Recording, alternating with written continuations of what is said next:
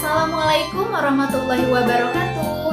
Kami dari kelompok 8 akan membahas materi mengenai Pengelolaan dan pemanfaatan harta.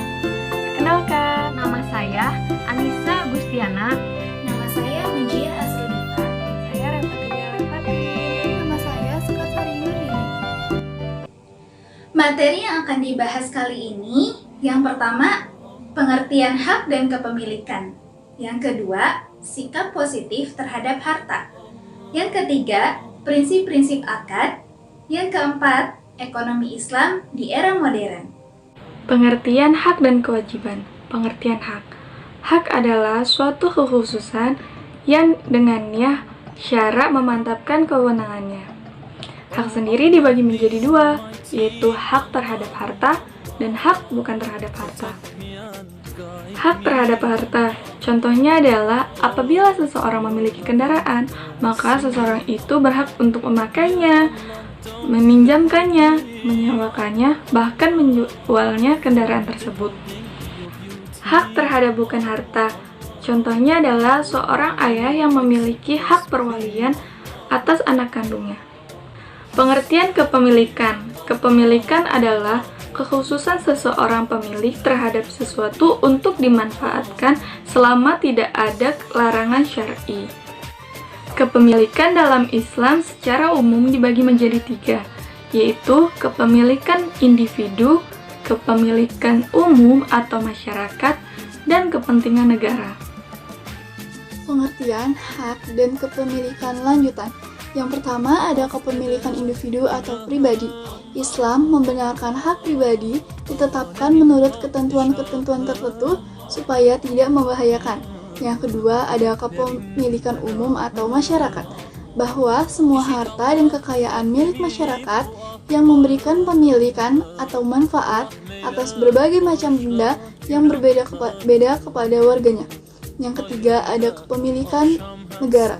Negara memiliki hak milik terhadap barang dan jasa, terutama yang terkait untuk melaksanakan kewajiban untuk menyelenggarakan pendidikan, menyediakan fasilitas publik, memelihara hukum dan keadilan, dan menyantuni fakir miskin.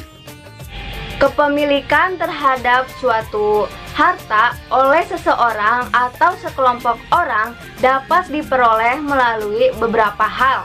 Di antaranya, yang pertama ada ihrajul muhabat, yaitu penguasaan terhadap benda yang boleh dan belum dimiliki siapapun. Yang kedua ada transaksi jual beli. Ketiga warisan. Yang keempat ada tawalud mim mamluk, yaitu sesuatu yang berasal dari sesuatu yang dimiliki.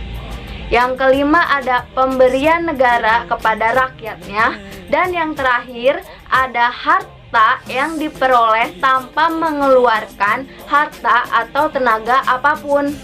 Secara garis besar, sebab kepemilikan dibagi menjadi dua, yaitu sebab kepemilikan penuh dan sebab kepemilikan terbatas.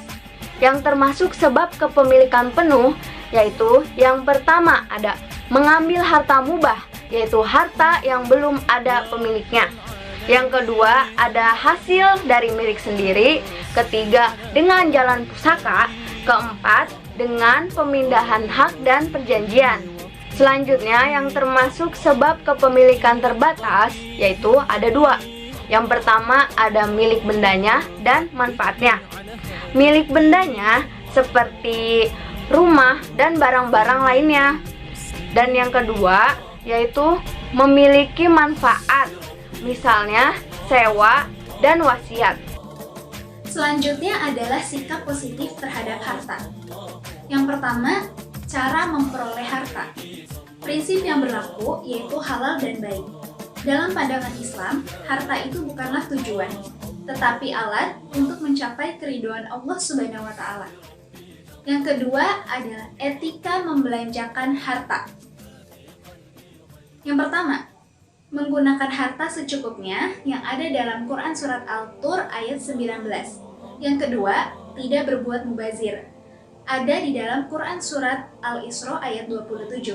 Yang ketiga, kewajiban membelanjakan harta ada di dalam Quran Surat Al-Baqarah ayat 3. Yang keempat, membelanjakan harta untuk kebaikan, ada di dalam Quran Surah Al-Baqarah ayat 172.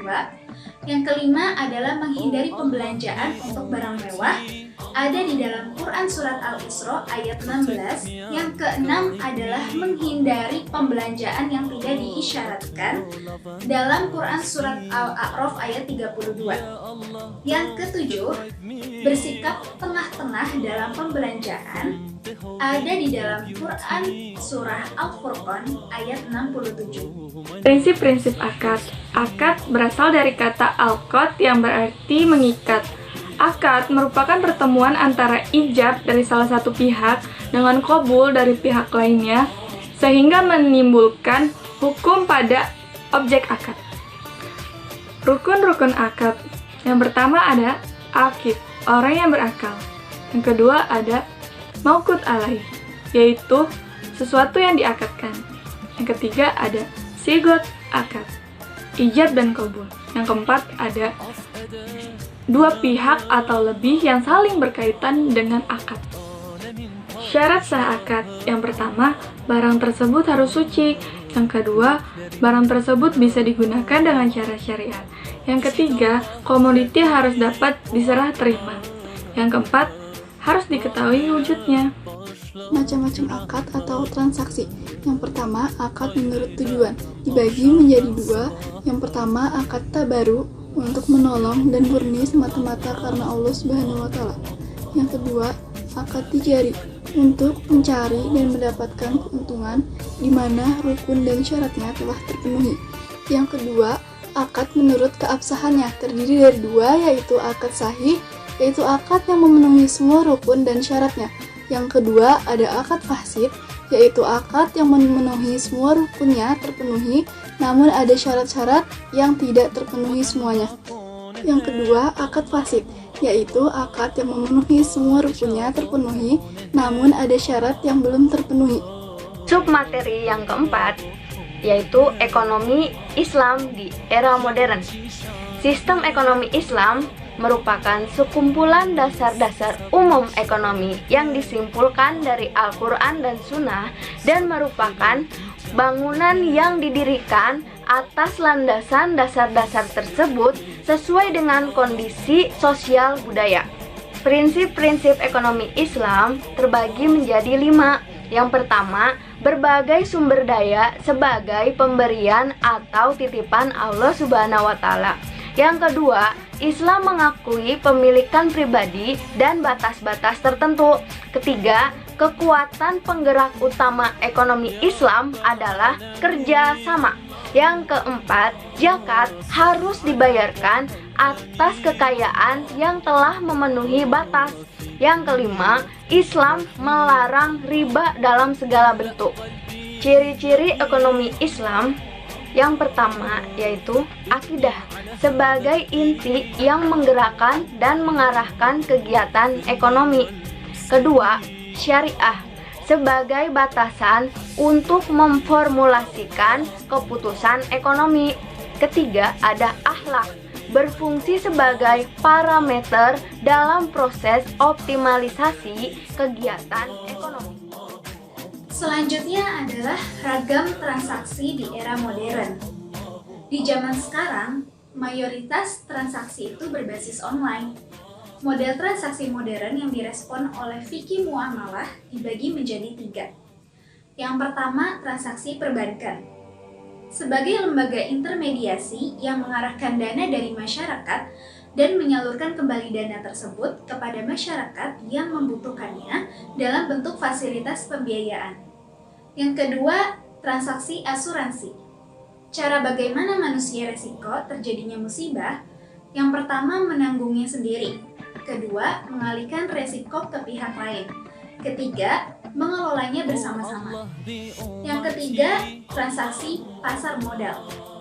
Tempat di mana modal diperdagangkan antara pihak yang memiliki kelebihan modal atau investor dengan orang yang memerlukan modal, issuer, untuk mengembangkan sebuah investasi. Sekian materi dari kami mengenai pengelolaan dan Dan pemanfaatan harta. Terima kasih atas perhatiannya. apabila ada yang kurang jelas, mari kita diskusikan bersama melalui WhatsApp group. Kurang lebihnya mohon maaf. Wassalamualaikum warahmatullahi Wabarakatuh.